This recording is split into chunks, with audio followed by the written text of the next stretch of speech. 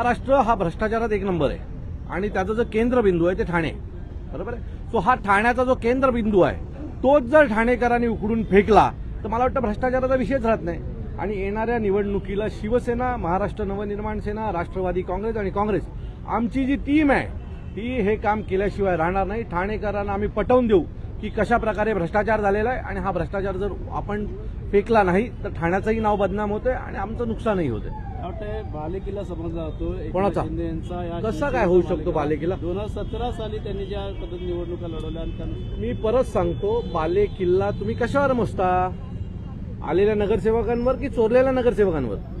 आता जेवढे घेऊन गेलेत ते चोरलेले आहेत. आता चोरलेल्या नगरसेवकांना घेऊन तुम्ही जर बालेकिल्ला म्हणत असाल तर हे ठाण्याचं दुर्भाग्य आहे. येणाऱ्या काळात मशाल आणि इंजिन कशा प्रकारे मशाल इंजिन येत्या 16 तारखेला तुम्हाला पाहायला मिळेल की ठाणे महानगरपालिकेच्या सत्तेकडे वाटचाल करेल. मशाल इंजिन तुतारी सगळेच असतील पण ठाणे महानगरपालिकेच्या त्या पायऱ्यांवर आमचे नगरसेवक तुम्हाला बसलेले दिसतील. अशाच प्रकारच्या रोखठोक बेधडक बातम्यांसाठी, नवनवीन व्हिडिओसाठी आपल्या हक्काचे चॅनल आत्ताच लाईक, शेअर, कमेंट्स, फॉलो आणि सबस्क्राईब नक्कीच करा.